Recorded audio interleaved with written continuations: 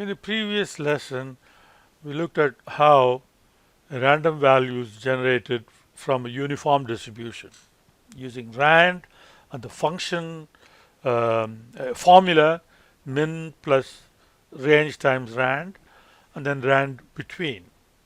Okay, those are native Excel functions. They are uniform distribution functions. Okay. What if we have a user-defined discrete distribution that's not uniform? Okay, so let's look at a generalized discrete distribution form. So here is one example. Suppose we have the values 10, 15, 20, and 25, and each of them is associated with a particular probability. And you see they are not all the same. Okay? And of course, for the probabilities to be valid, each probability must be a positive number, no negatives, and it should be between 0 and 1, obviously. And when you add these numbers, it should be equal to 1. Okay, then we have a valid probability distribution. So this can be symmetric, can be skewed, so it can be anything. It's a user-defined discrete distribution. And it is bounded in both directions, so the lower end and the upper end. And in addition to that, it is particular values. So you can have only these values come out from this probability distribution, because all other values, the probability is 0. So you can only generate from this probability distribution these 4 values according to these probabilities. Okay. Now, how do we do this? Again, in Excel, we have a function called xLookup. Okay. xLookup is the new function in Office Microsoft 365. Okay. And the old function, which is still around, is vLookup. Okay. I'll show you both xLookup and vLookup. xLookup is the more current function, and it is very functionally superior to vLookup. But I would suggest that you use xLookup if you have xLookup in your Excel. Okay, so again, it follows the same logic as here. So you have the cumulative probability on the corresponding x values. Okay, so we have cumulative probability. So cumulative probability is sum. Okay, well, we need to make D11 that. Okay, now okay.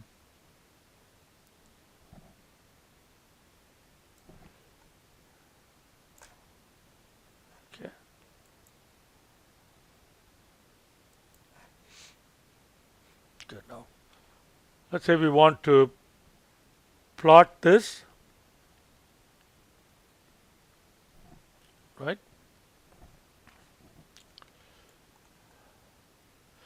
And this should be in the y-axis, and the value should be on the x-axis. So both are numeric, so we can do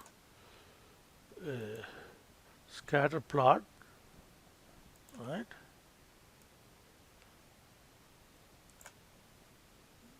Now select data, and you want the x-axis to be that. Okay.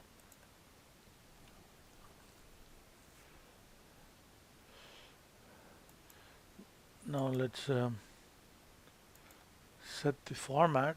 Okay, so we want to go from 10 to 25.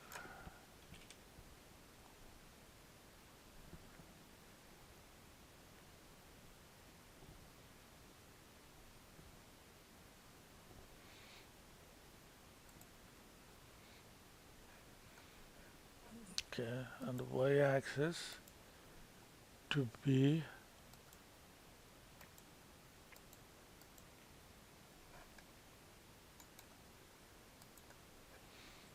okay, 0 to 1.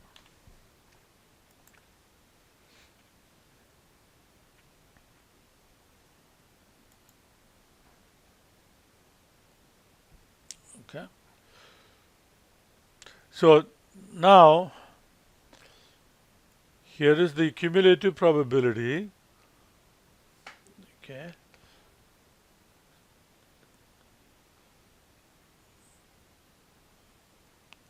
So from 0 to 0.1, 0 to 0.1, okay, so in this range, okay, if your random number is 0 to 0.1, then the value that you get is 10. Okay, let's go to x-axis and change the units to 5. So that way you get 10, 15, 20, and 25 like what we have here. Now, if the random number that you get is greater than 0.1 but less than 0.4, if it is in this range, okay, then we have to get 15. Okay, not in between, but you have to go here and move up to the valid value. Okay, and then the next range 0.4 to 0.8. Okay, so go here and so on. So you go with the lookup value to the cumulative probability and then determine what the output should be. So cumulative probability comes from our rand function. Okay. So xLookup, the lookup value is the cumulative probability. Okay. And then where do you want to look this value up? This value needs to be looked up in cumulative probability column. Okay. And then where should the return value come from? That should come from here. Okay. So in xLookup, the lookup value and the output value need not be together. It can be anywhere. Okay. Now, xLookup by default is going to look for exact match. So it's going to look for 0.299 in this column, and since it's not there, it's going to tell you I can't find it. Okay, if you close, it's going to tell you NA. It's not there. Exact match. If none found, return NA. But there are two other options. Okay, -1 will look for exact match. If it is not there, if it is there, it'll return that. If it is not there, then it will go to the smaller value. Go backwards like that. For 1, it will go that way. So here, if you get a value between 0.1 and 0.4, you want to go up like that. Therefore, we need to specify. Okay, so here, actual function, there is if not found. Okay, we are not going to use that. The match mode is what we're going to use, and 1. So that gives you a valid value. So 0.72, 0.72 is over here, and then so that would be like 0.4 through 0.8, which is just 20. Okay, and then if you press delete, okay, again, it gives you different, for different values, you get different random number from this distribution. And now let's look at vLookup. Okay, if xLookup is preferable, but if you don't have access to xLookup, okay, we have to set up vLookup in a slightly different way, right? Now, vLookup is going to assume that you have the, like xLookup too, in this particular case, the xLookup, the cumulative values are in ascending order. Okay, so that's what we need here as well.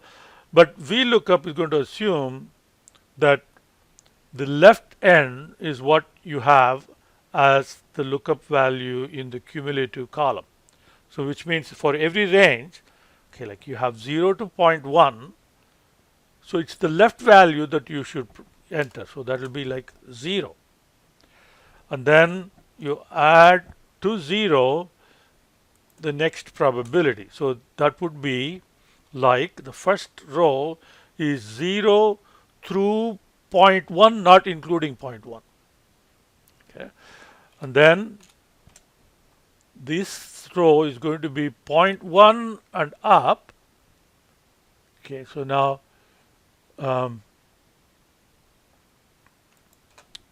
that probability. Okay, copy that.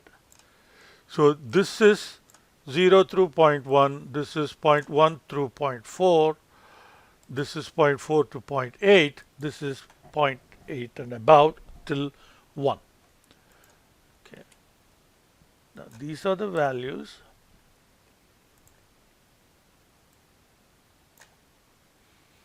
Okay. And we can generate the cumulative probability, which we've already done here. Okay. Then if you have to use vLookup, okay, the lookup value, and then you have to give a lookup table. Okay. Lookup table should have as first column the lookup array. So the first column must be lookup array. Unlike in xLookup, you have only one lookup array, and then you have the output array separately. And then you expand. Okay, so this is going to be the lookup table, and then you have to specify which column you should look up. Okay, first column is probability. We already know what the probability is. We want to look up the value, which is the second column. And this the default is what we want, because that's going to give you the closest match, and false is what we'll look for exact match if you want. Yeah, and that's what it will give you the same answer like xLookup, except that xLookup is more versatile and more flexible than vLookup.